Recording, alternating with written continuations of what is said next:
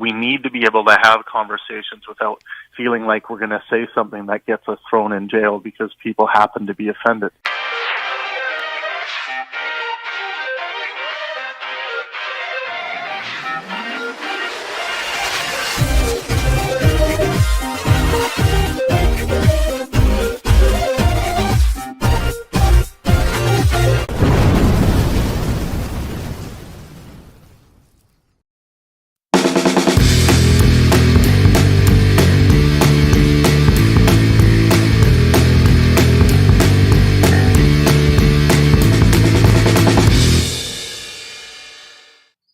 Hello, friends and Americans.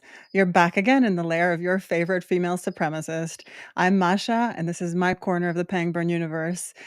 Today, we're having Gregg Henriques. He's an American psychologist, professor, and theorist. He teaches for the Combined Integrated Doctoral Program at James Madison University. He developed the unified theory of knowledge, which consists of 8 key ideas that Henriques claims result in a much more unified vision of science, psychology, and philosophy. Big promises, right? We'll see. Henriques has specific research interests in social motivation and affect, beliefs and values, integrative psychotherapy, depression and suicide, the nature of mental disorders, and the relationship between psychiatry and professional psychology. His works include a new unified theory of psychology and a new synthesis for solving the problem of psychology, addressing the Enlightenment gap. There's a lot to cover. I will say, for my part, my engagement is with Gregg's fascinating series with John Vervaeke on transcendent naturalism on the UTalk channel on YouTube, ostensibly about the meaning crisis. Welcome, Gregg. Hey, it's great to be here. Thanks so much. I really look forward to today. Nice. So my sort of way of engaging today is I'm trying to be more informal, more accessible, and so that our listeners and those who will watch later on can get the most out of it. I want to keep it very much like we met at a dinner party, and I know nothing about you and your work, and you will run away, so that's good. Okay. No, that's here. I'm here for the long haul. Okay. Unfortunately, don't have a glass of wine with me, but I'm sure it'll be great nonetheless. So I would like to start just like because our first engagement is on this transcendent naturalism, and I had a sort of like a priori assumption that the meaning crisis is completely manufactured and fake. Mm-hmm. So can we start there? What motivated you? What first inspired you to take that on? Let's go from there. Well, first off, I always appreciate good skepticism. And so I can empathize with that. And there'd be many frames of which I would hear that and be like, what's that? So let's just start with some empathy there. Certainly the concept of the meaning crisis is framed by my colleague in the series, John Vervaeke. People in this corner of the internet probably know him and that work, Awakening to the Meaning Crisis, 50 episodes where he delineates his argument for what it is. The short version of what I'll say is that when we ask ourselves at a collective global level, and in particular inside sort of Western civilization, what is true and good? Do we have a basic framework? Do we have a decent grip on what is true and good? My argument is not nearly as good as we might be able to have. Lots of different reasons for that. And then when it becomes a crisis, I mean, obviously, what's acute, and we're talking about a gigantic thing. What does that show up on? Well, I think there is a very good argument that the system culture is more nihilistic and struggles from a lot of mental health problems of alienation, loneliness, depression, suicidality, substance use, and a felt sense of anomie, not really knowing how to grip the world, not knowing exactly what matters, not knowing how to come together with what matters. So I do think that it's a reasonable argument to say that, hey, what is our philosophical grounding? It's confused. How do we make meaning in life? That's uncertain. Are we living that in a way that results in many people feeling fulfilled? Well, not nearly as many as could be. And so at that level, there's a bit of a crisis in our understanding and how we relate to each other in the world. All right. And so this series, what is it like seeks to explore this crisis, or do you have like a prescription? Do you Right. have Well, so John lays this out. So just the story is John lays this out. He's at cognitive science. That means you sort of study psychology and philosophy. He's actually got his degree in philosophy, and then he becomes a cognitive science. Um, I didn't know anything about John Vervaeke until maybe 4 years ago, but I had my own journey. I'm a clinical psychologist and a theoretical psychologist. I had my own journey in looking at the field of psychology and psychotherapy, and we both came to similar conclusions. I learned about his stuff. And then we paired up basically as, kindred spirits, psychologists, philosophers. I had built this system called UTalk, although it actually wasn't even named at the time fully, this unified theory of psychology, unified approach to psychotherapy. And I connected with him and his view of meaning crisis. And so then the two of us basically merged our worldviews, and we built this thing called the Cognitive Science Show, whereby the first thing we tackled was consciousness. We then tackled the self. We then explored development and transformation. We then explored well-being and what we called psyche pathology for a cute reason I don't need to get into. And now all of that was basically like, okay, sort of a preamble to this current series, which is sort of like, what would be the worldview? How would we frame the worldview if we were to develop a worldview that essentially bridges science and spirituality? We can talk about what those words mean in a coherent way. Transcendent naturalism is me and John's version after we did a lot of work on what's consciousness, what's development, what's the framing for psychology in a philosophically scientific rich way, but also that leads to human transformation, human fulfillment. Well, what would be the worldview for that? And transcendent naturalism is our answer. Wow. Okay. So, I mean, this is a lot. These are broad-ranging topics. So, given that John is comes from like cognitive science, what's your addition? What's your angle? What do you bring to this unified theory of knowledge? Right. Well, I'm the founder of the unified theory of knowledge. And my argument kind of is this: cognitive science should fit into what should have been psychology's frame of reference. Okay. So I'm a psychologist, and basically cognitive science should be placed inside of psychology. The reason that it's not is because is the history of psychology and what I call the crisis of psychology is actually a historical term. And that is that historically people have long been trying to jam the thing called psychology into the thing called natural science in a way that's coherent. The crisis of psychology emerges pretty quickly before the turn of the 20th century. People are labeling it, which says people mean very different things by this term psychology. Okay. It's like, what are you talking about? Are you talking about habits and actions? Are you talking about conscious experiences? Is this just about humans? Is it about all animals? What the F is this thing called psychology? And believe it or not, folks, no one ever figures this out. Okay. No one figures out what psychology is. Psychology actually now is defined as a science, as a group of people that apply the scientific method to whatever they think to be the domain of mental behavioral processes that they are interested in. So psychology is actually defined by a method, not by the subject matter. And the reason we have cognitive science, you should ask, why the F will we have cognitive science if we already have, is precisely because there's a whole group of scholars that are now getting together. And in my argument, and this is no offense to John, but reinventing the wheel and climbing up the same basic set of problems. So it's really about from my vantage point, how to organize cognitive science, place it inside of psychology, and place that inside the natural sciences and have a holistic worldview. Okay, interesting. So, do we run into the problem of like sort of reductionism if we use psychology as the tool to explore, cognition, the human mind, consciousness, etc.? Well, certainly that's a very reasonable critique right off the bat. Indeed, the emergence of natural science gave rise to a reductive mechanical materialism. Okay, the way one of the things I'm a very big critic of. So the worldview that emerges out of physics before modern physics, quantum mechanics, general relativity, was a reductive mechanical materialism, which is basically like everything's just a bunch of billiard balls, right?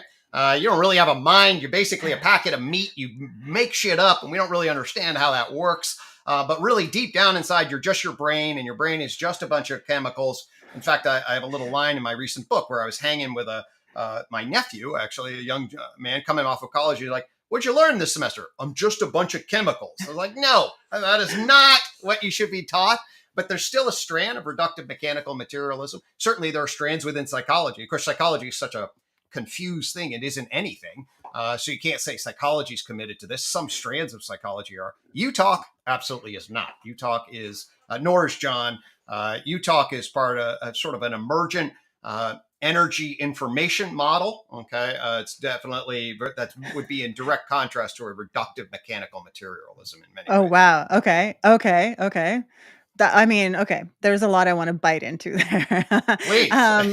Let's start with psychology. Like, what is the purpose of psychology, right? Because as someone with a grounding in social sciences myself, I know that these, social science inquiry has had like several iterations of trying to like legitimize itself by like donning the mantle of some kind of science, and to my eye, science itself has become a sort of secular religion. And so you have like believers and non-believers inside and outside. And then the reason that psychology was like allowed to become a legitimate science is because of the promise of prediction and control of human behavior, right? Initially, that was like the offer. Hey, this is what we can do. This is why we're a science. This is why we're worthy of being, elevated in this way, and they're, understood as a systematized, knowledge, field of knowledge. And then having failed to do that, they went into interpretation and understanding, right? Borrowing from philosophy and in terms of hermeneutics. And then now I think we're at like criticism and social change, social engineering, even marketing. Like these are all things that are like fairly hostile to like the human spirit, and to looking. What would you say to that? Well, that speaks to the crisis of psychology in terms, especially at the level of its identity, right? What the F is this thing? And you're absolutely, what kind of thing is science? Okay. If you take an instrumentalist view of science, it's a methods-based structure that affords prediction and control. There you Okay. go. And Yeah. B.F. Skinner, one of the great, if you want, great or disastrous psychologists, whether you is certainly adopts a very strong instrumentalist view of the science. So much so, at one point, he even wonders whether theory in psychology is necessary. He can build a bunch of engineering and select the behavior patterns that he wants through his prediction and control methods. So that's my argument: is actually no, that's not what the core of science, from my vantage point, is fundamentally a correspondence theory of truth. And that science is not everything, by the way. But fundamentally, the core of science is the task to develop a description and explanation for the unfolding processes in the world, what I call the unfolding behaviors in the world. The goal of science, and certainly with Galileo, was to develop a mathematization of sequences of cause-effect change. And he did that, and that became pretty good for materialist physics. And then we were able to add an evolutionary view, both at the level underneath that, from sort of like a Big Bang cosmic evolutionary view, and then, of course, a Darwinian evolutionary view. And the natural sciences, which I would say are the physical sciences and the biological sciences, sort of tell a story of the unfolding wave of behavioral change. That's what natural science fundamentally is about. Okay. And it's about describing and explaining that. That's what I would argue. When you take that view, then the question is, well, when does psychology come online? When, after biology into neuroscience, somewhere psychology shows up. My argument is that we don't have any good grammar for understanding the world that allows us to carve and place psychology in that scheme. That's the crisis. U-Talk comes along and says, actually, there's a really clear place to place it. You can put psychology in the world very clearly, with the right grammar. And then all of a sudden, this task of describing and explaining fits very nicely, right up to the point of what's called the social sciences. And then all of a sudden, things get confusing for a whole nother reason. The Utah Unified Theory of Knowledge gives us a very clear frame as to why the social sciences are qualitatively different than the rest of the natural sciences. But it actually says psychology is split right on the precipice of this distinction, whereby there's psychology, basic psychology, which I argue is the science of mindedness. Okay, that's kind of a new term, mindedness. Mindedness really translates into the sensory motor loop behavioral processes of animals. Okay. So it's kind of basically you have to learn the language of you talk. It's a play off words. Mindedness basically refers to when you go for a walk in the woods, you see livingness at the level of the trees, at the bacteria and the fungi. Okay. And then the birds, the bees, and the squirrels, they're alive, of course, but they're also minded. They engage in a sensory motor looping function. Okay. That sensory motor looping function is a complex adaptive system of behavior that you can identify very clearly. It emerges in the Cambrian explosion about 500 million years ago, 550 million years ago, however you want to slice it. And it gives rise to a particular kind of behavior, what I call minded behavior or mental behavior. That's the basic of psychology. It corresponds also to what's used to be called comparative psychology, ethology, sociobiology, and Skinnerian behaviorism are all concerned with minded behavior. And then there's a jump into human psychology.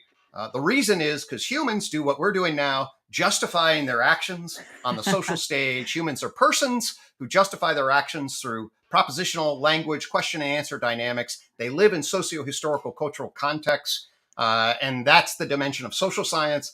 In UTalk, human psychology sits at the base of social sciences and serves as the sort of the ground for anthropology, sociology, economics, and if you want to call it political science, you want to throw that in there also. That's the social science network. Lots of reasons that social science is a different kind of process, and I can explain why. But UTalk split psychology, says basic psychology is with the natural sciences. Human psychology is with the social sciences. Basic psychology is with the natural sciences. So there's a kind of like evolutionary psychology kind of vibe there, yeah? There's an evolutionary psychology vibe, although, right, evolutionary psychology is as confused as anybody else on what they mean by psychology. But yes, the idea that this minded system, and at some level instantiated in the nervous system and embodied and enacted for cognitive science way, how that emerges and how animals act on their environment, of course, is a function of evolution broadly defined, and we can get into the specifics of that. But yes, actually, one of my first loves when I stumbled into this, and I can tell a little bit about the history, was evolutionary psychology. I benefited from some of its insights, and then I saw how limited it was also. Yeah, men tend to. Yeah, well, there's that old reality. There's that, yeah. Speaking of like how things are repurposed or like malappropriated into sort of like the popular zeitgeist or the way that the pundits want to utilize some of these concepts, to posit like ridiculous hierarchies, etc.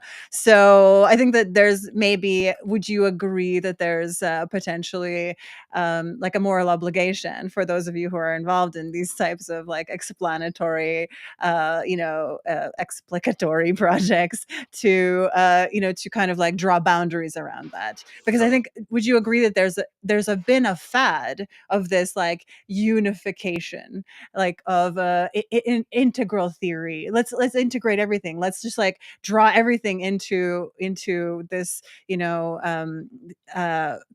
system of understanding. Let's systematize everything. Let's legitimate it by misappropriating, concepts from science, and then let's sit on top of that heap of everything. Like, it's so, to me, it's so sort of like carelessly and like graspingly enveloping of everything that I really like have trouble connecting with it.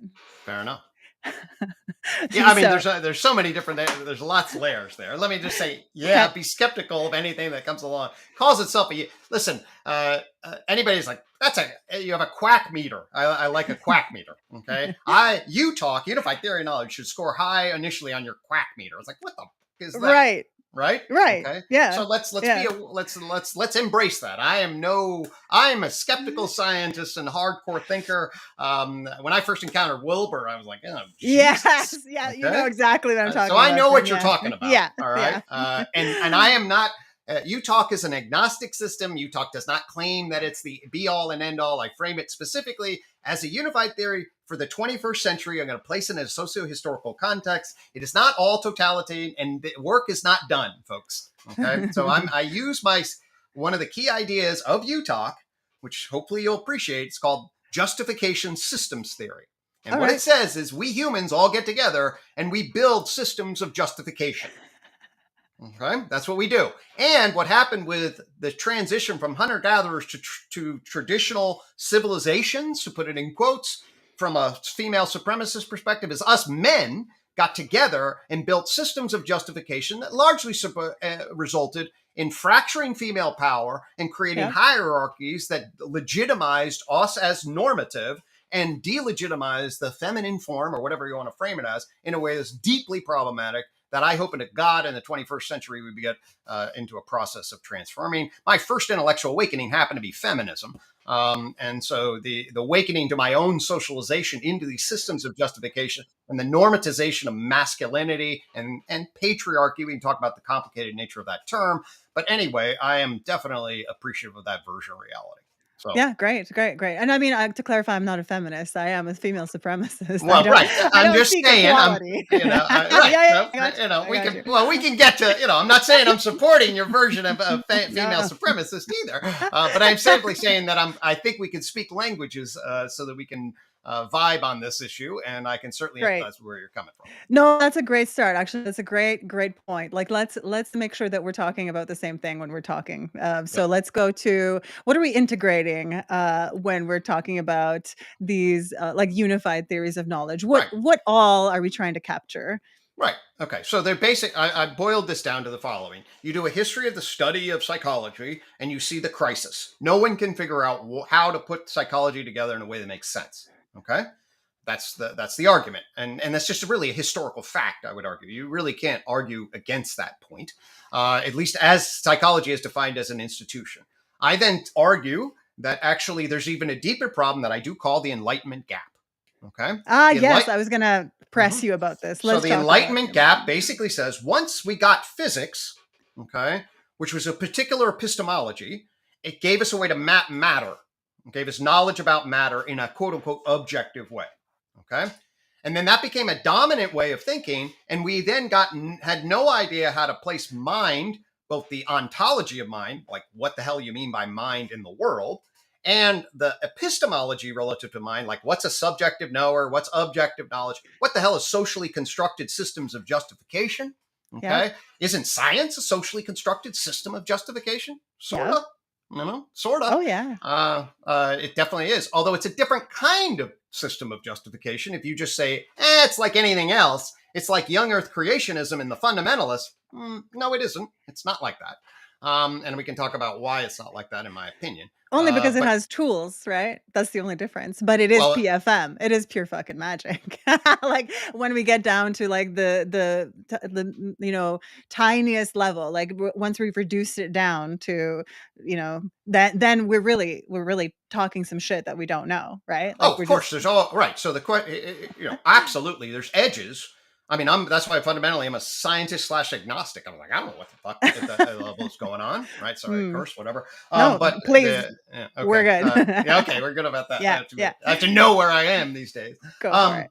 But anyway, so yeah, clearly, I do believe, for example, that science is successful in giving us a basic structure of, say, the atom. Like the atom as a proton, which then, what the hell's a quark? Now we start getting fuzzy.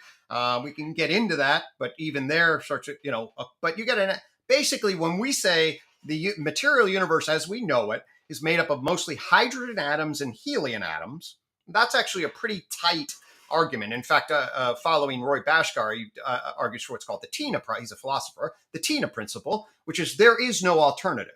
Okay, meaning that actually, when you look at the tightness with which we're able to specify those kinds of things, I do believe that science is gripping reality with a particular kind of grip that we haven't had with other stuff, but only on certain points of it.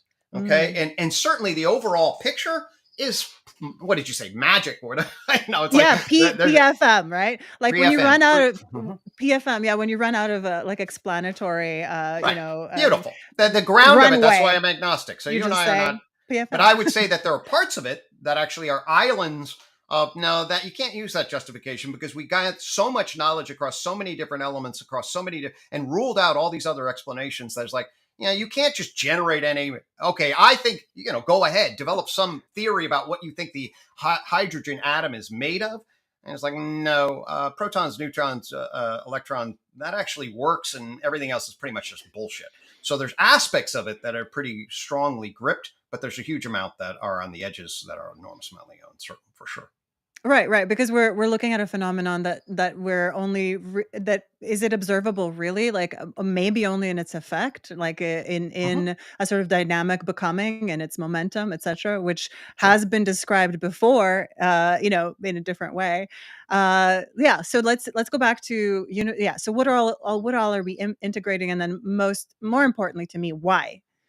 Right. Okay. So all I'm saying is that what happened with what I call men's knowledge sometimes, and this will be a nod ultimately to you, modern empirical natural science, which I want to turn into women's knowledge, which stands for wisdom oriented modern empirical natural science. Interesting. Okay. But modern empirical natural science slices an aspect of the universe, the material dimension of complexity, at a particular level, gets a good grip on it. And then it has an epistemological justification that is tight and difficult to challenge within its narrowness. And then that becomes a dominant kind of knowledge that then way overshoots its capacity to say shit about the world. Okay. And that's super fucking frustrating because that's basically bullshit. Right. And what I argue with the Enlightenment gap is the way it did that is then what we did is we created a split in our knowing and process, our epistemological knowing, and in our ontology between this matter and mind. Okay. That's wrong. That's a wrong model. Utah comes along and says it's not matter and mind.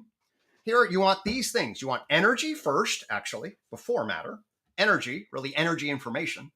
And then out of energy information comes material objects. And then they come living organisms on our trail of complexification, technically. Then you get minded animals. Then you get cultured persons.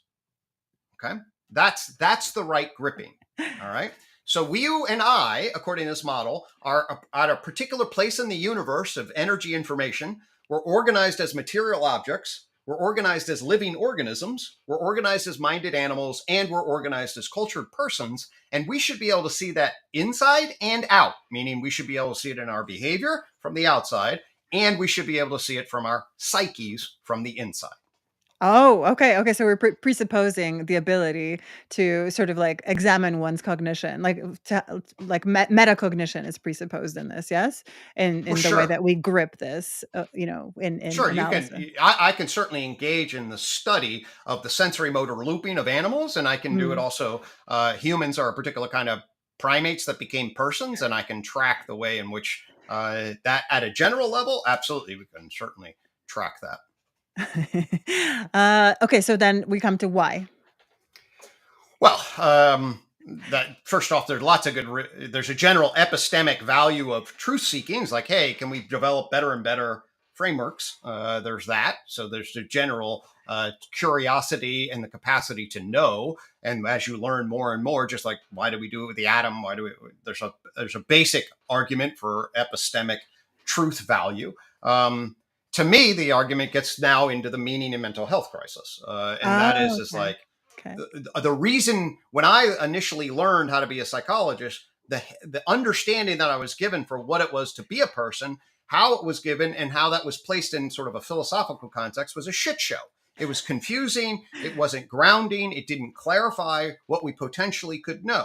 What I am saying is we can know much better. And when we know much better, we'll be able to live better. Okay. So that's the basic, from where I'm sitting, we could build a much more accurate map of the coordinates that we're actually on, and we'll make much better and fulfilling choices. When I contrast it to what I think our potential is relative to where we are, we're getting a C minus and maybe getting much worse. And in part because we have the wrong map.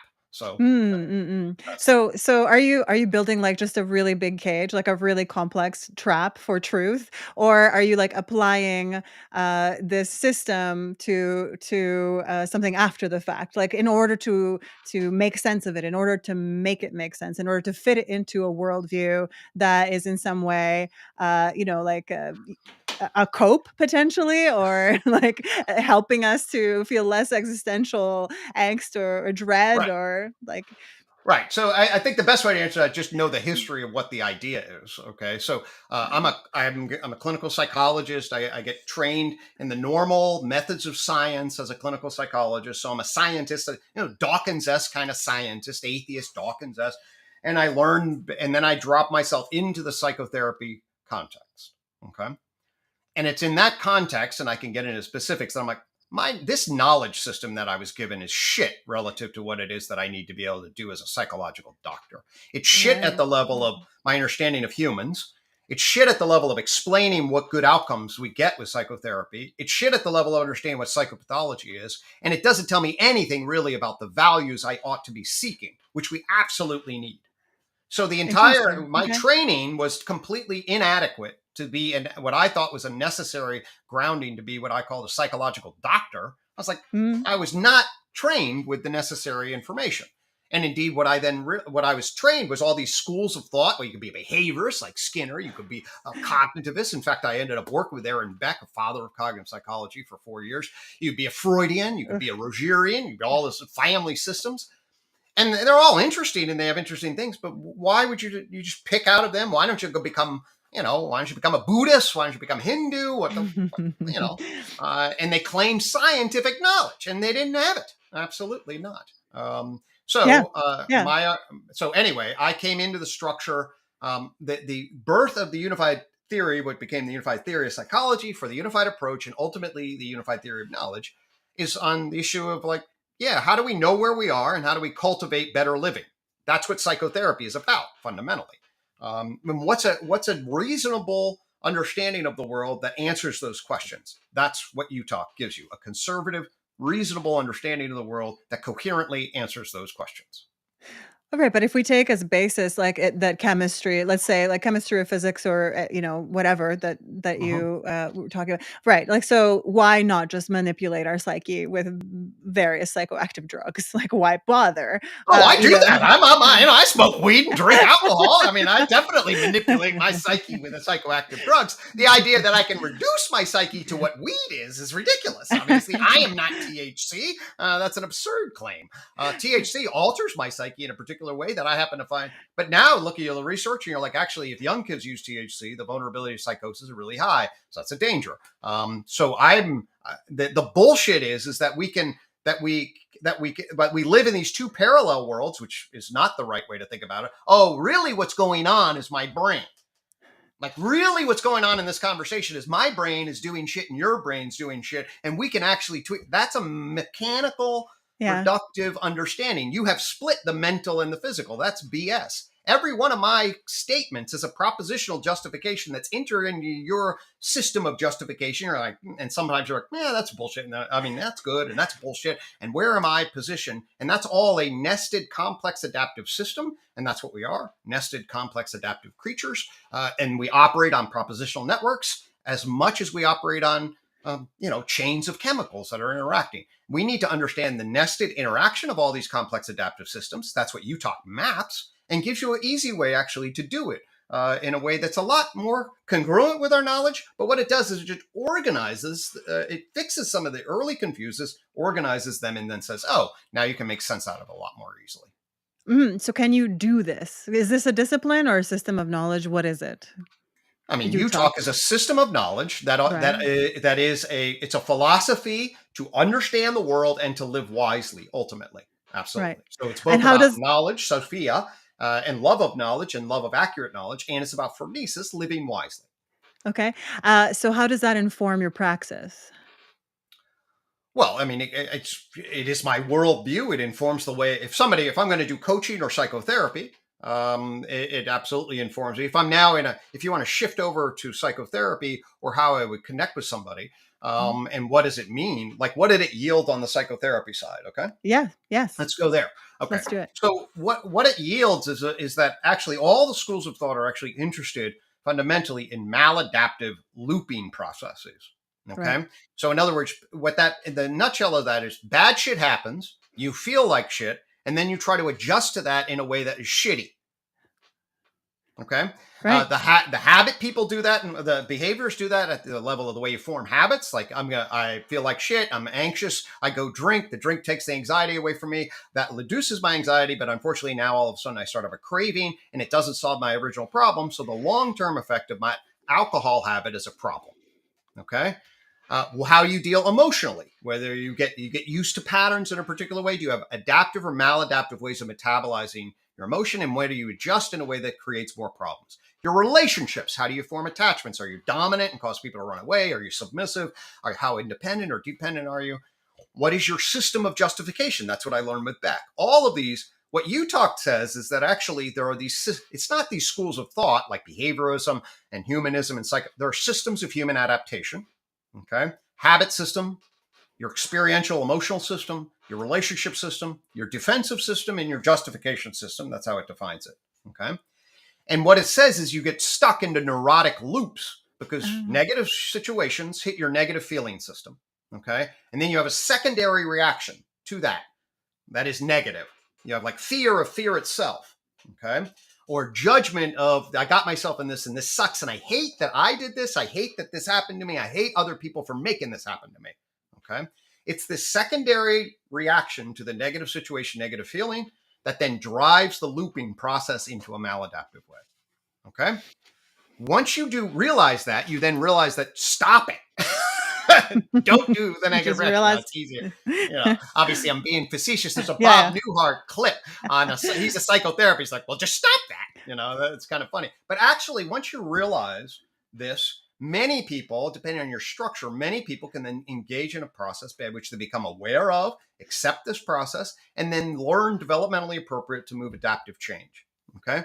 UTalk gives you a thing called CalmMO. Actually, I have a little CalmMO flashlight here. It little says CalmMO on it. I don't know where the hell my thing is. Okay. And what this is an integrative approach to mindfulness. Okay. Not dorky mindfulness, but a mindfulness practice that basically is just about increasing your awareness and acceptance on the one hand and positioning yourself in a coherent, integrated way and know how to move toward valued states of being. I could go into more detail, but fundamentally the root of it is, it says actually all these psychotherapies focus on different process of maladaptive, but they have the same basic structure. UTalk maps the underlying processes, identifies the overall structure, and says the general principle is to become aware of the outer neurotic loop, shine a CalmMO flashlight on it, and reverse that negative reactivity to one that's curious, accepting, loving, and motivated toward valued states of being. If you look at virtually any approach, you'll be able to see those themes. They just shine the light in slightly different ways. And UTalk gives us a framework to see how you can shine the light on all the different parts in a coherent and integrated way. Great. I mean, it seems to me also, to some extent, potentially needlessly complex, right? Like it says to me, hey, there's a group of people who like really want to it reminds me of like the land enclosures like period of time when like, there were the commons and then like everybody could graze their cattle there. And then at some point someone decided like to put a fence around it. So similarly to me, like the psychology is like a dark art in the sense of like, we've always had methods, rituals, or ways of bringing specific aspects of ourselves or our behavior or maladaptive processes or what have you, into the floodlight of consciousness in a particular way in order to deal with them. So why is this, why is it necessary for us to wade through, like hip deep and levels of theory and like abstraction and like, I have to read like 10 books to begin to understand some of what you're talking about, right? Like, right. Is there an element of obscurantism and or like a self-serving sort of like professionalization where it has to be inaccessible to, to the like the common man because we need a professional in order to intercede on our psyche to get somewhere? I love that comment. And in fact, I gave up my license for 2 years as a way. I decided to get it back because it was useful for me in certain ways. And there absolutely is the case that you want professional psychological doctor knowledge occasionally. Okay. There's no doubt. To trust prescribe? me. No, I don't. I can't prescribe at all. Only MDs can prescribe. Yeah. But if you want to understand why somebody you really care for behaves really weirdly, Okay. And they actually have a personality structure that you won't be able to understand. You can come to me and it's like, no, I understand that shit. And I can look under the hood and give you insights that you wouldn't have because I'm trained and an expert in that way. So absolutely, it's not just some sort of charade, although certainly a lot of it becomes that way. But I certainly, from a UTalk perspective, there's an enormous amount of refined, valid knowledge that's available. But your point, let's go back to your point, and why did I give up my license? Because getting stressed out and starting to beat yourself up, and that you should be being curious and accepting and loving, compassionate, and talk to people in an engaging and supportive way that makes you feel known and valued. That shouldn't be news, folks, right? That shouldn't be that's like common effing sense. Okay. And I had to go through, I waded through all of that. So I can now come back and tell the lay people, yeah, you don't need to do that. I'm not asking people to come back, and there's a reason why our systems got super complicated. There's a reason for that. And some of us need to be scholars that need to be digging through that. UTalk comes out, I dug through that. And then I'm like, actually, there's common sense for a reason. Okay. There's a shared common understanding. There's a phronesis in the world for a reason. We better have a theory, and reductive mechanical materialism absolutely doesn't give us that at all. By the way, psychoanalysis doesn't give us that, and Skinnerian behaviorism doesn't give us that. Right. Actually, all of those are very eliminative materialism from a neuroscience view doesn't give us that. They're actually all alienated as shit to folk psychology. UTalk is not, actually. UTalk it's different. But it's a tweak on folk psychology, and it actually has a language system that is very consistent in many ways with folk psychology. And that's part of the reason I'm actually able to abstract pretty general principles off of it. So I am of the belief, like what you said, there's an enormous amount of institutionalization, professionalization of language structures. I don't think that they're generalizably healthy in many ways. Right now, if you were to look at our system, say in the United States, okay, right now, if you ask what control do you have over the physical environment, okay, relative to your basic safety, we have more control over our physical environment and relative basic safety than arguably we've had ever. And yet our anxiety, our depression, our suicidality, especially like now in young girls, like half, depending on how you cut it, we're as miserable and anxious and threatened and vulnerable. And I think that's a lot to do with the stupid ass professionalism structures that actually don't know how to fit those claims that they make inside a society. They don't know how the justification systems are going to evolve. Okay, I put this in my book. The guy who developed ADHD, okay, he saw that as an extreme condition, okay, in a subset of individuals, about half the percentage of population, which do have which you can look at and say, okay, there's serious problems here across a wide variety of different ways. That gets commercialized, it gets medicalized, we get a language of ADHD. Now, 15% of the goddamn people going into school and then, he thought it was an absolute absurdity. He wasn't thrilled with that. He thought his entire life work was turned into a disaster because people took the medicalizing language and the control mechanisms of that and the official nature of it and said we could reduce it underneath to your brain and we could dump chemicals on kids. And the consequences of that systematically are disastrous. So there's a real reason to be very critical of that kind of bullshit. Great. Awesome. I'm really glad to have gotten here with you, actually. So let's talk about the meaning crisis then. Like, this is something that is in, like, I know I've been tracking it for a while, particularly with, Jordan Peterson's appearance on the scene with 12 Rules for Life and subsequent works. Certainly, I think that there's a hunger for some kind of like explanation of like why we are and what we're for. So tell me what you mean by the meaning crisis, and then I want to kind of place your work alongside Jordan Peterson a little bit, because there's like the popular discourse is one way, right? Right. Well, I would be happy to, we can step into Jordan Peterson. Obviously, I have the exact same background and training. I'm a clinical personality theoretical psychologist, so I have a hell of a lot to say in relationship to both his technical work, great, and his approach to living and all that other stuff, of which I'm decidedly mixed on across a wide variety of different domains. There's some stuff I think is brilliant, and some stuff is like, holy shit.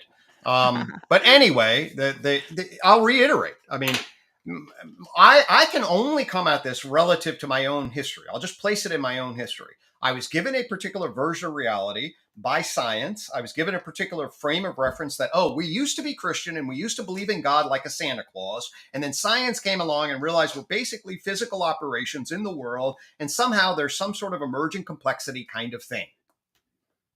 There's no real capital M meaning in the world. People used to think that there was, and now there's not. And so you get as many toys as you can, and you win as much as you can, and you go around and do the things that you can instrumentally, and that's the best that you can do. And if you can become, I was born into a upper middle class, so high socioeconomic status thing. And so I'm going to go get my doctorate, and I'll try to do good things in the world, but we're basically meaningless on a planet doing our thing. That's the narrative that I was given.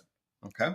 And I don't think that I think it's arguable to say that's a pretty broad narrative that in the West, that's a narrative that seeps through an enormous amount of our shared understanding about the world. That narrative is shit. That narrative is confusing. It's not meaningful. It doesn't grip the human experience in any way that's freaking coherent. It doesn't place us correctly in relationship to the problem of value in any particular way.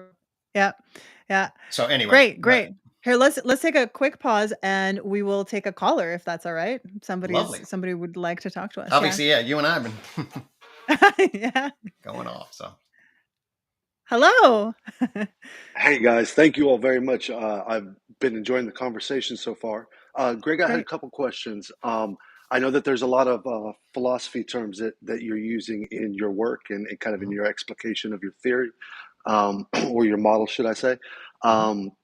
What, in terms of theories of truth, do you find, and especially since you're trying to attain an integrated, unified theory, or integrated, unified model, what do you find as, in terms of balancing a coherence theory of truth, a coherence theory of truth versus a correspondential? Do you see them as mutually exclusive? Do you use the correspondence theory of truth as more of the standard that you need to rise to? Or how do you kind of break that down? That's lovely.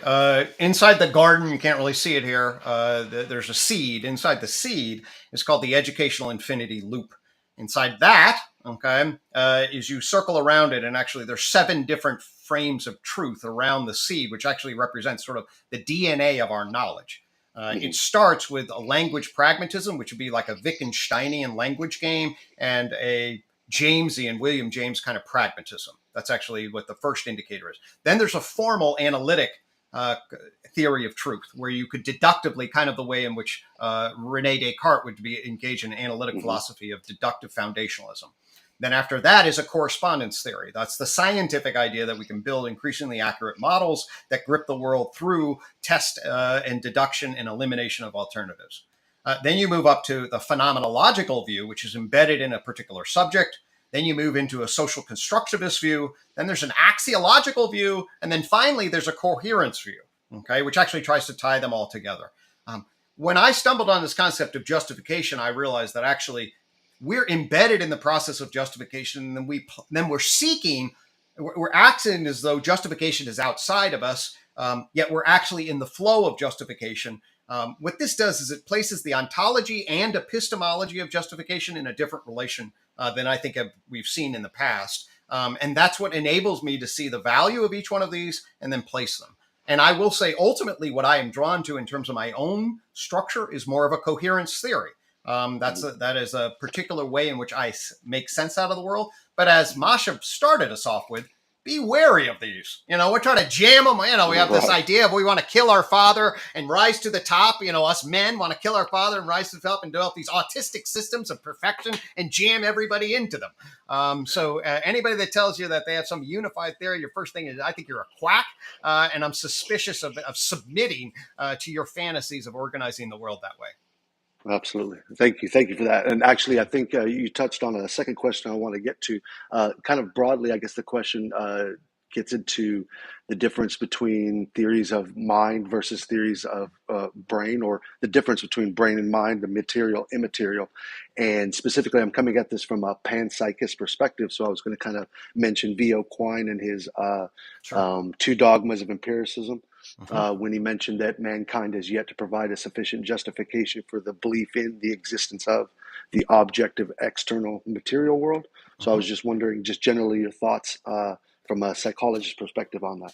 Yeah, that's great. I don't know if you checked out Philip Goff lately. He's a well-known now, at least a panpsychic guy. I love Galileo's Error. The opening line of half of Galileo's book, Error, is wonderful articulation of the limitations of modern empirical natural science. Okay. Now he draws a conclusion about panpsychism. There are elements that I like. If you take an integrated information theory kind of view, there are ways in which you can frame that in a way that makes sense. I think the language game on panpsychism is very dangerous. Okay. And part of what you talk is like actually what almost everybody means by consciousness resides in the mind dimension of complexity. What I mean by that, there's energy into matter, into life, and then there's mindedness. Okay. And then the language that you talk gives, I think, makes this very clear that what most people are talking about situates in this dimension. Yet this dimension sits in livingness, which also sits in material dimensions. And there is a continuity. To specify the continuity and discontinuity is tricky. UTalk is designed to do that, actually. It creates a frame of reference for how to do that. So to me, what I would say is the way UTalk would talk about the relationship between, say, mind and matter would be very similar to the relationship between, say, life and biochemical processes. So what do you believe in? Do you believe in life or biochemical process? And it's like, wait a minute, I got to choose between the thing's alive and the parts of it are biochemical process, but the whole complex adaptive system functionally is living. I would say mindedness is the whole complex adaptive system. And yes, you need to have a brain that mediating that, but you can't reduce mindedness to the brain any more than you can reduce life to the parts of biochemical process. Absolutely. Well, thank you. Those were my two questions. Thank you guys very much. Great questions. I really appreciate it. Thank you. Yeah, that was great. Thanks for calling in, Kale, and thanks for your questions. That was great. Yeah. And thanks for exploring that so beautifully. That's I'm glad that we're I mean, I'm like left with less and less to pick on. So I'm kind of like, damn it. Listen, I'll send you some texts. There's a lot of shit here to pick on. You know, I'll back channel you some real weaknesses of this shit that I'm trying to hide. Yeah. Okay. Hey, right on. Let's go back to Jordan Peterson and these like prescriptive, sort of like, wow. I feel like there's a kind of like punditry that happens, when you give these tools into the hands of someone who is trying to do something, right? Like, so let's go back to that and like, let's kind of like, let's take a bite out of Jordan. Okay. Well, where would you like to say? I mean, do you want any particular? I can give you my angle. I've written quite a bit on. I have a blog called Theory of Knowledge Psychology Today. I did a 5-part series on Jordan Peterson. I've probably written 6 or maybe 3 other blogs in addition to that on him. I've certainly been influenced by his impact on the culture and felt, at times very aligned with him and sympathetic to what he's doing, and at times very alienated from him. And of course, John Vervaeke, my good close friend, is connected to him, both being at the University of Toronto. Where would you like to start? Interesting. Let's talk about your points of agreement with him, or the ways. I consider Jordan Peterson genuinely be a serious scholar. Okay, check out his lectures. He is not too many people in my field are really good theoretical psychologists. Clinical psychologists have good mastery of philosophy and literature. He's a gifted lecturer, and he's creative, both at the empirical level. Some of the stuff he's done with the Big 5 aspect scale is impressive in my mind. He's grounded in brain behavior science. He's done a lot of work on sort of addiction in relationship to that. He's got informed views on psychodynamic thinking. And his maps of meaning is genuinely impressive, in my opinion. It's a fascinating work. You have to wade through it like an academic.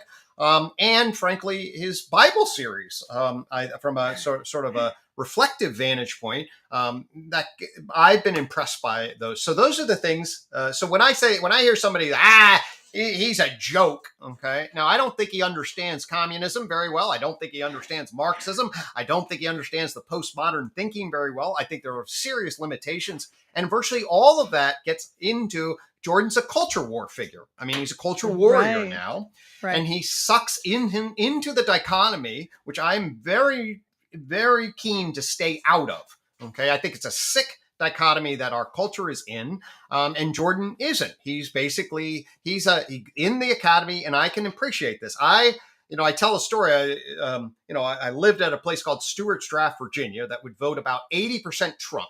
Okay, that's where I lived. And then I drive up to the university at James Madison University and live in a combined integrated doctoral program with 90% doctoral educated women. Okay. And I would go from basically being an unbelievable liberal at my house. Okay. I'd get in the car. I'm an unbelievable liberal. I love all the diversity, equity, inclusion initiatives. I think, oh my God, Stewart Draft is this. They got to wake up. This is a goddamn nightmare. I drive to the university. I'm like, Jesus Christ, there's a totalitarian ideology that's oppressing me, and can't even look at Jordan Peterson without throwing up their arms and calling him a horrible transphobe. This is a deep disease. Maybe facetious here, but this is a cultural problem. So I hate the polarization. I think it's sick. I think it creates all sorts of fragmentation. I believe that Jordan Peterson stepped into that in some ways that I have some respect for, and then became audience captured. And then he basically, he sort of becomes a mouthpiece in certain ways for aspects of the old tropes that are really dividing us. And I've been disappointed that he plays that game. So at the broadest level of my critique of him, he basically became an agent of the right, alt-right, center-right in some regards or whatever, in a way that was pathetic, simplistic, audience capture BS. And I would have liked to seen somebody be able to rise above rather than get involved in and exacerbate the kinds of, cultural splits that I at least am both frustrated by and find to be fundamentally to our detriment. Yeah, so interesting. I find him a very capable thinker, and a lot of his work is deeply interesting, and I think a very, I mean, maybe not more recently, but seems quite earnest. Like I don't, get definitely. the idea that he's, being manipulative or positioning himself for, in a particular way with a purpose. But it's disappointing too for me. I see this dynamic of the left or more like just like online, witch burning crowd, choosing a scapegoat, rejecting more than rejecting him, like wanting to pillory him. And I kind of have the sense that like that causes Totally. generally, but in him particularly, that movement away from that, right? Like, Absolutely. because at first he seemed more interested in engaging, but like, that's it. You got totally scarred by that and became defined by it, in my estimation. And there's a scapegoat function. The left is looking for right in particular ways and vice versa. And then he got defined by it to me. And in a way that's sort of like just disappointing because we need people to stay away from it, not add to it. Yeah, I agree. It sounds like we have another caller. Are we ready to take another? You can.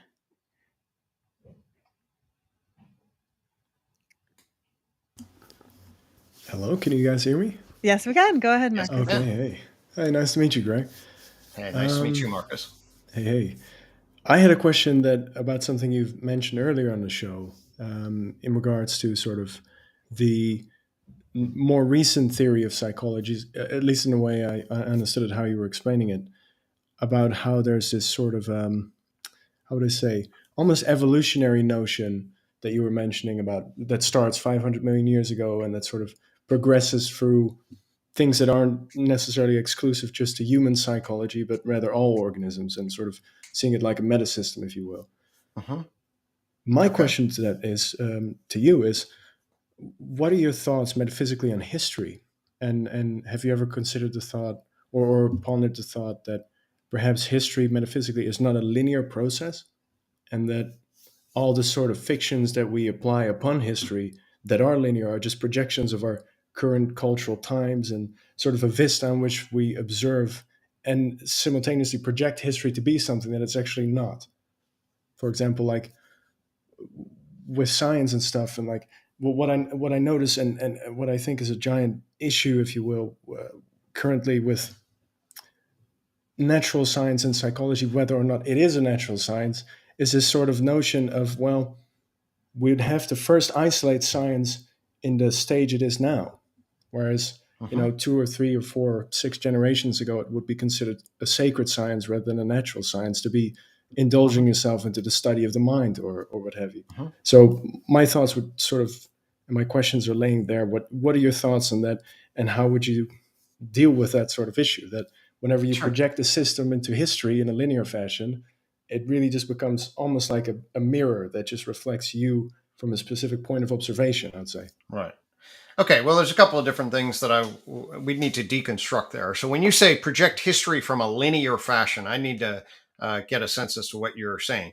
I'm certainly not saying that there's been a straight line of development from living organisms 4 billion years ago, and there's been we know exactly what the lineage is, and that always there has been just progress and never that it's been linear, and that we're the end of a linear progress system that's always been leading up to us. So that's not my view at all. There is, at the same time, so once you discount that view of linear progress, it is the case that there's an evolution of complexification, such that there is a stacked element, so that I am more complicated and then complex, and then I have layers of complexification on me than, say, a bacteria. Okay. So there are lines of complexification, and I argue that there are particular kinds of jumps in complexification. So, for example, when we go from prokaryotic cells without a nucleus, there's a fusion into a more complexified structure with a eukaryotic cell. Why that happened, there's a lot of interesting debate. Probably happened maybe just once. And then when we get into a nervous system, which can then model the entire relationship of the animal in the environment, and you get a complex active body, you get basically plants that can now get up and move around. Now, plants are super smart, and some plants are way smarter than some animals. But generally, this opens up a whole new evolutionary space, which I call mindedness. And then we see the evolution of the nervous system, so that there is a trail of complexification that we can lead, so that it is the case that a chimpanzee has a much more complicated nervous system than a crab. I would certainly argue that, and that you would need to get to crabs first before you got to chimpanzees because of the nature of complexification. So I would say that we can make objective claims about complexification. We need to be very careful about the way in which we're projecting our sort of expectations onto the world. This gets back to, hey, well, we need to contextualize what we mean by science. Okay. Science is a human construction. It's these systems of justification, and they live in particular places in particular times. And you have to understand the evolution of these belief systems. Like you said, modern empirical natural science comes out of natural philosophy, which came out of Christianity. Okay. It has a particular lineage.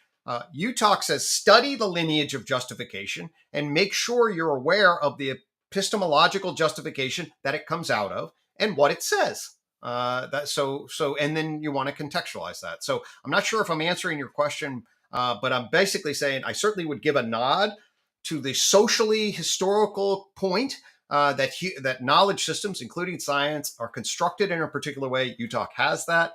I certainly would not say that there's a linear progression. At the same time, there has been a progression of complexification.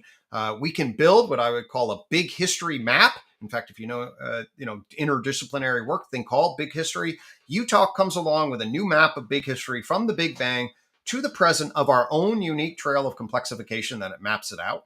And we can decide, how much to put humans front and center or how much to zoom back, and how much we can do that as humans. Those are all interesting questions. So I feel like I had to give a number of different prongs to your question to try to tease it out. If there's any clarification or things that I didn't seem to address, I'd be welcome your feedback or reply to that, or if there are elements that you want to have me elaborate on. Why, thank you. Well, it leaves me with even more questions, actually. Yeah, it's a beautiful answer. Okay. It makes me think, the first thing you touched on with the sort of evolutionary thing, I don't know if you might not be familiar, or you might be, with a man named Oswald Spengler, who he wrote a small book called Men and Techniques, which sort of touches on this, I think. Less in an evolutionary fashion as in a Darwinian way, but more of in a... I don't want to use the term psychology because he himself was very skeptical of the whole field. But it's very much is like a natural behavioral scientific way of sort of observing these things. Though I'm of the opinion myself that there is no, not even the complexity thing itself, that anything we project in a linear fashion is inaccessible by default. For I think history itself is cyclical, and therefore cultures are cyclical and they're isolate. and they cannot be like, it's actually inaccessible for us to, let's say, truly understand the spirit of classical man, for we are not classical men whatsoever. And that lineage you were talking about via Christianity, that actually has already subjugated us into taking on a specific modality in observing and in being and in experiencing the world as is. So it leaves me with the question, are you familiar with Fichte and Weitinger and the sort of fictionalists around science? And how would you say, what would you think of when I said something like, hey, science is just fiction. It's all just cultural fiction. And just like we pointed out, specifically fiction of a man of a specific era, of a specific age, born of a specific generation, which projects in this fiction his world lived experience. Right. So that's way too strong of sort of, that basically grounds out in just epistemology. We're just all getting together and justifying, and science is just another example of that. And all you do is create, you create tail wagging the dog justifications, and that's the best that you can ever do. No, I don't think that's right. I think that Roy Bhaskar is the person that I would point to. He acknowledges very clearly that human knowledge construction is where science takes place, the sociocultural context. But his critical realism, I think, makes a very, very powerful case that actually you cannot reduce all of your knowledge to the epistemological assertion that people are stuck inside their own projected fictions. That is not sufficient in my estimation. To put it in a realist term, that somebody like Alan Sokal, I don't know if you know anything about the culture war, the science wars that emerged in 1994, 1996, but this exploded into even the New York Times. Alex Sokal's a physicist that wrote a fake paper in a social constructionist journal, and that led to an enormous amount of debate. And he's like, hey, there's a fundamental difference in the convention of deciding to put the napkin on the left side of the plate and what we know about the hydrogen atom. Those are two totally different kinds of things. And I think he's right about that. Now, Sokal doesn't have the nice thing about Utah is it gives it what I wish I was there for the science wars is like, listen, folks, everybody's dealing with justification systems, but they don't have the language to point to it. That's what Utah gives us. It places justification in the universe. It shows it as an evolution, and it says that we will never escape our systems of justification. So at that level, knowledge requires these systems of justification, and these systems of justification are historically contextualized systems. So you have to have that. You cannot abstract yourself out of the system and give rise to a full unified theory of knowledge of everything on an equation that's absolutely and perfectly true. That's bullshit. Right. I would say. Because I find it interesting, you keep sort of referencing to it as systems of justification, whereas the way I see science as a fiction and just what that is culturally is more the questioning faculty of man and sort of the cultural sort of group direction to, hey, let's go figure out what the fuck's going on, and like, let's see what's actually happening, right? Well, that's okay. So the argument actually of justification systems theory is the following: that there's a tipping point in propositional language. Okay, when you make positive propositional statements like "there are the antelope," what that immediately opens up is the negative space around it, which are the questions like "how do you know?" and "what the hell you're talking about?" Okay, and what the argument is that we live in the dynamic space of question and answers. And what emerges in the dynamic space of propositional question and answers are these systems of justification, which are at one level socio-historically, culturally bound, and they generate mythos about the world that you want to contextualize. At the same time, it is not also the case that you can then say, well, everything that science generates or any other, they're all equally valid. So maybe I'll ask you this. Is it the case in your frame or whatever your frame, are all systems of knowledge equally valid? I would say absolutely not. So there are ways to contextualize and then place certain claims that humans come up with. And science is a claim for a particular kind of objectivity about the world, what I call a transcendent realism. And it's a different kind of system of justification that has allowed us to grip the world with accurate correspondent theories better than other systems of justification that we're aware of. So it's a particular kind of system of justification, in my opinion. Do you see the trend, though, with sort of science as we know it today, pre-18th century or pre-Enlightenment, and then post-Enlightenment with all the finalizing systemists in philosophy like Leibniz and Kant and all these other systemists who then sort of seem to create this trend that even till this day still lasts, where it's near impossible to not be a systemist when you come out of the public education system, especially in regards to things like psychology, which seem to be very contradictory to the actual like craft of it, the actual doing it.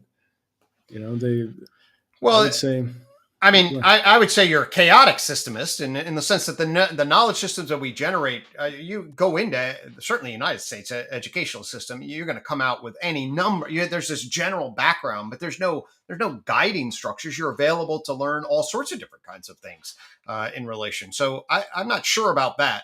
I will say this: I think that we're, from a U-Talk perspective, we're just confused. It's as simple as that. We don't know the right metaphysical grammar.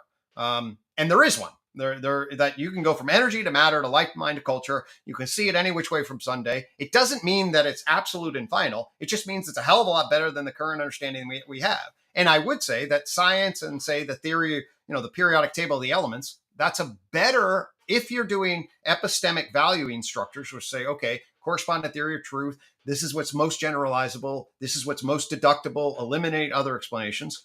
The periodic table of the elements is a better map of matter than the elements, than air, earth, fire, etc. That's a better map. Maybe it's not a better mythos, and maybe it's not better for pathos, but it is a better logos. Science, I do believe, generated a better logos. Right. Thank you. Can I do one more? I have one more question that Masha's the head here, so I'll defer to her. She's the female supremacist here. Yeah, right, I'm enjoying this. Please continue to entertain me. Yes. So it kind of goes back into the question that Kale was, the former questioner was asking, in regards to, and kind of ties into what you notice with Jordan Peterson and his lectures on the Bible and Christianity, and sort of the way he interprets and integrates Christianity and theism, both culturally and practicing, into his philosophy.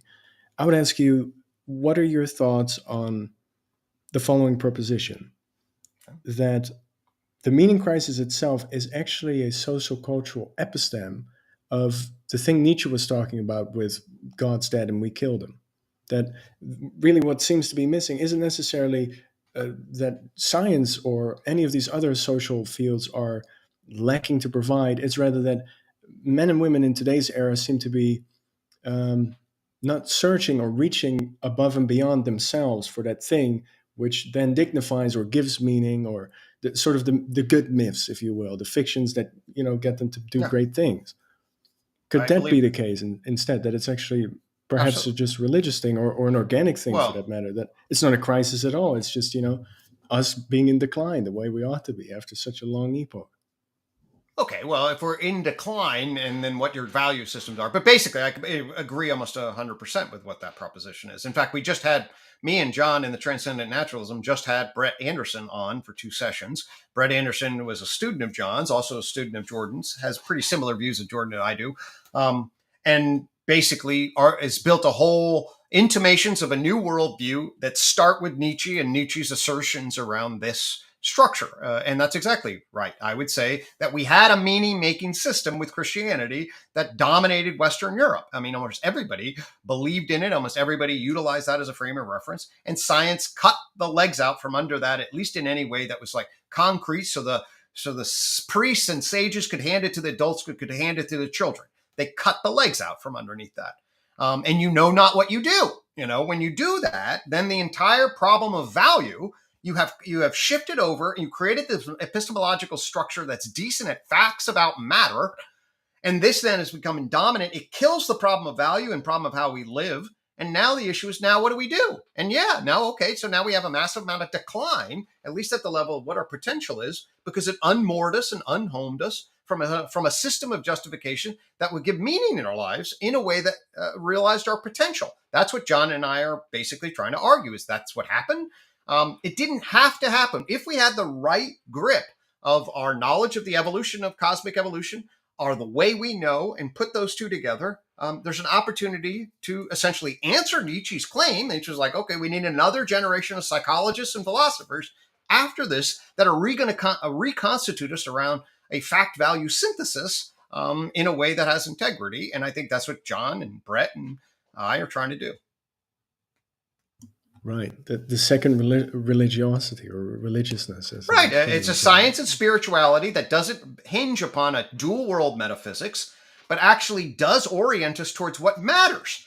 It's mattering. It's life, mind, but culture mattering. And there's a way to frame that doesn't violate, that isn't inconsistent with physics, but it doesn't reduce to physics. There is a way. My life is rich with meaning. And partly because I corrected the worldview grip I had relative to the piece of shit that I was given. Right. Fantastic. What What I do find terrifying to ponder about that is when we look back at the other high cultures, every time they've had sort of a second religiousness after they had already lost their own sort of religion that got us there in the forms of Rome or in the forms of the Hindi high cultures, that second religion, whether it be Buddhism to, the Hinduism, or whether it be Christianity to the sort of classical notions of God and the gods, it's always finalizing. It's always that thing that then takes out that thing and sort of dismisses with that once classical tradition or consensus that once was.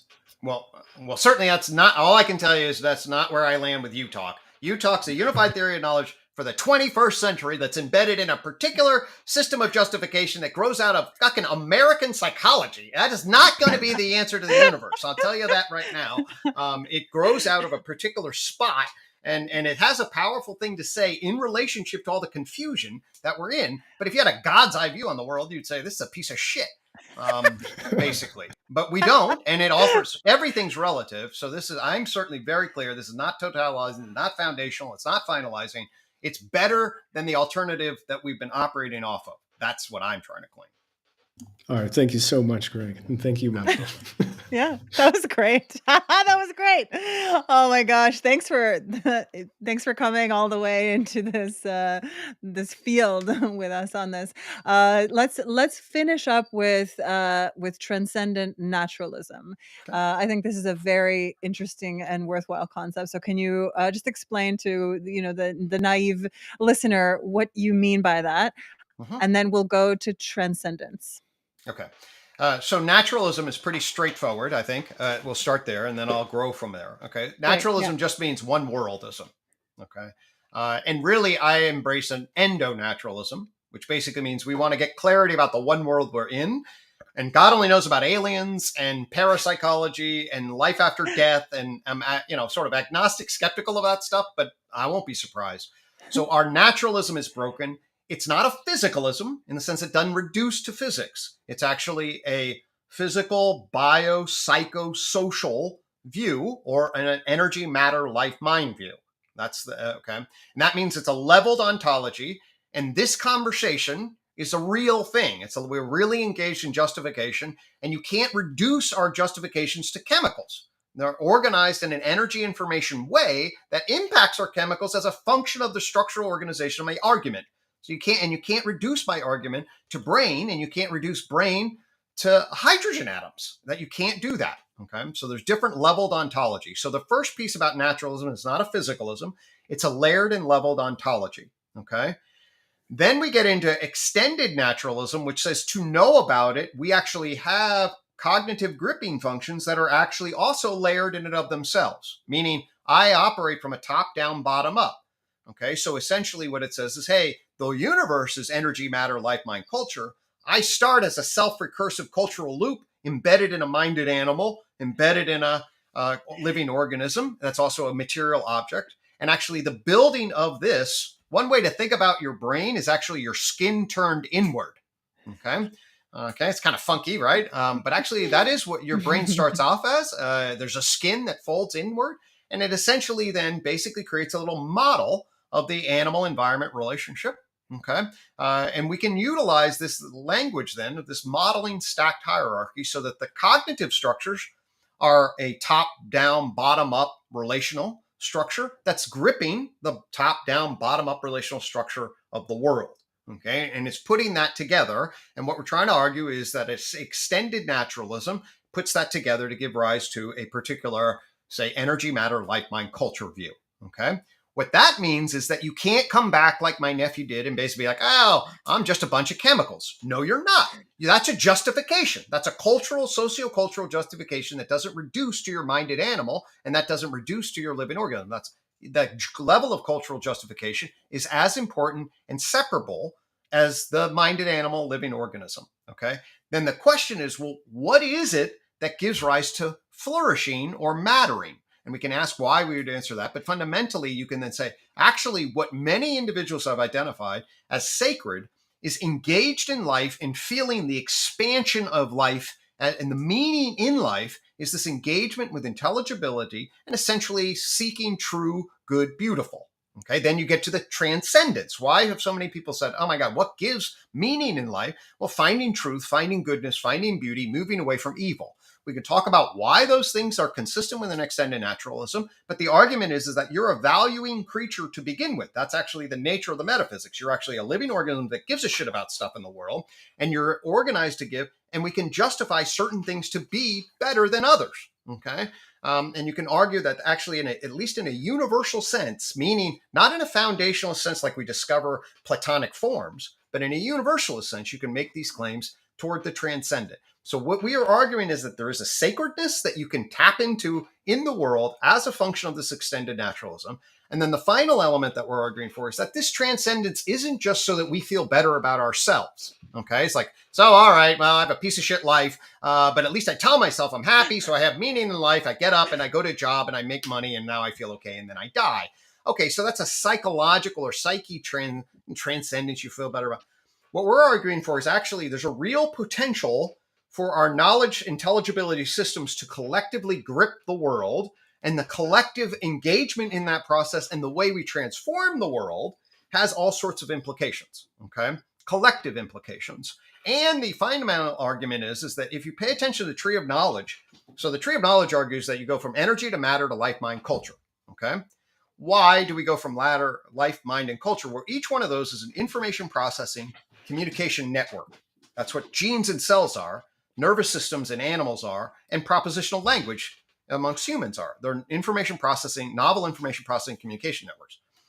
We'll do the math. 1, life. 2, mind. 3, culture. Is there another emerging information processing communication network? Fuck yeah. I mean, we're right in the middle. This is what we call the fifth joint point, okay? The fifth joint point is the fact that we're actually in the process of transitioning into a digital globalization age, because we built a medium structure of information processing communication like nothing ever before, and we can collapse space and time. Look at us right now. You know, we've collapsed space and time into this little room, right? Where it doesn't matter that I'm sitting here in Virginia and I don't know where you are, but whatever. You're across the world, okay? And anyone can now plug into this thing. That's just one example. So this digital globalization has opened up all sorts of different potentials. We call this the fifth joint point, okay? And I do believe that there's a meaning crisis. There's also a technological environmental crisis. I'm not like an alarmist, but I'm looking around at shit going, things are not good. They're certainly not optimal. And I don't think they're sustainable. And I think there's a 5% chance this whole thing's going to come crashing down. If I told you were on a fucking plane and you were on a 10-year plane ride and you had a 5% chance that this is going to hit the mountain, you would not feel relaxed about that. 5% chance is not good, right? When we're all on this spaceship Earth. So my basic feeling is it's not nearly as sustainable as it could be. It's not as safe as given how important it is. We need to get a kairos, which means we understand the urgency of the moment. We need to wake up to who we are and what we can do, wake up what our shared values are, and engage in a collective transformation for the betterment of humanity in the back half of the 21st century. And if we do that collectively, then you have a women's knowledge, a wisdom-oriented, modern empirical natural science viewpoint that grounds us and orients us towards value so we can wake up. And actually, maybe it's very likely that the women sensibility may well be superior in many ways. And it's about goddamn time in many regards to have some leadership along those lines. And I would certainly be open to that possibility. So anyway, that's the strong transcendence argument that we can collectively engage and transform our histories as a function of that. So it's an extended naturalism that embraces the potential of sacredness and value, embraces that collectively for a strong transcendence, and we need it in the moment. That was a tour de force. I love when someone makes such a strong case for matriarchy. um, I'm going to say that my context, like, so the reason that some of this isn't like lying so well with me, as I grew up in the Balkans, I grew up in like a Neoplatonic sort of Gnostic, Orthodox, familial. I'm not going to say cult, but like low key. And so there's been this to me, just watching I sometimes ungenerously call them Westoids, but basically I love that. That's hysterical. Okay. yeah, like prominent thinkers and philosophers and people who Westwards. want to systematize knowledge in a particular way. I've watched them come and go, right, from the perspective of like this like Hellenic basis of like what is real, what is consciousness, what is transcendence. And typically to me it sort of like over promises and under delivers. So I'm interested, I'm very interested in this concept, but it's definitely too big of an animal for me to sort of like slay and consume in one conversation. So I hope that you'll give me the opportunity to speak to you again after I've dived into the guts a little bit further. All right. Well, I certainly welcome that. I appreciate that. I'll echo a couple of points because I like to find harmony in justification. So I want to echo your Please. skepticism. I want to echo, people who have the desire to systematize and then build systems. I'd be very skeptical of those. Okay. That is Absolutely, actually yeah. not my story. My story is I back into this problem, and I want a problem to solve a pretty, everyday thing. Like, how do you help people who are suffering?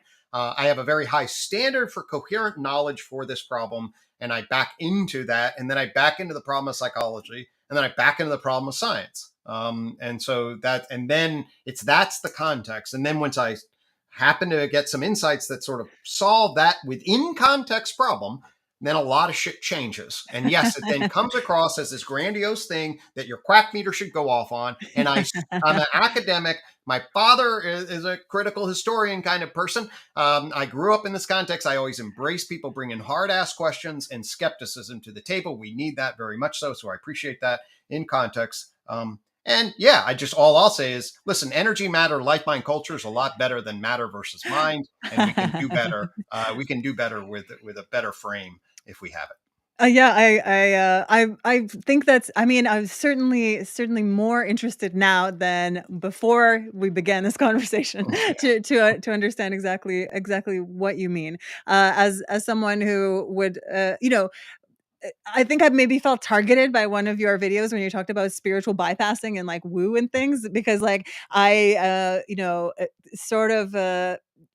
For me, these are things that, like, discernment, ancestral blood memory, the dipping from, drinking from the collective consciousness. These are just as real as like any kind of like systematized, sense making, like knowledge, capturing kind of like nets that the Western Westoids. Westoids, yeah, want to cast over what to me is a very dynamic and like a lively and irreducible. The thing that evades symbolization, absolutely, and potentially, evades capture by unified theories as well. So yeah, no, it's been a lot of fun, and I thank you very much for joining us. People can catch you on YouTube. The channel is called Unified Theory of Knowledge. Where else can people interact with your work and your thoughts? Sure. I'm available via email. I'll give you that. We have a unifiedtheoryofknowledge.org site that gives some background. We're actually building UTalk World. That's much more sort of friendly to kind of just figure out what we're talking about. And so you can see me on Psychology Today, Theory of Knowledge, and we can leave some links perhaps but and my email is henriqgx@jmu.edu. Great. I will add that to our video description after it's been published. So yeah, and again, it's been great. It's been great. Thank you I've for really enjoyed it. agreeing. You've been a great host. Absolutely. Thank You know, you. I love this kind of engagement. You know, it's so Phenomenal. to me, it's fun. Yeah, Absolutely. I was expecting a little more evasion, like a little Mm. obscurantism, but like no, Mm. you got in there, so I really appreciate that. So to those who are listening now or in the future, you can catch many of our shows on Pangburn on Rumble, also the Pangburn Universe on YouTube. I'm usually on Wednesdays. We have a Royal Rumble on Sundays, where a bunch of us broadcasters get together and really try to take each other down. And so that is what I hope that you will continue to join us for. And I hope you've learned something, and maybe you're a little angry. I would love to see some comments, and I always want to engage with our listeners. So I will say goodbye for now.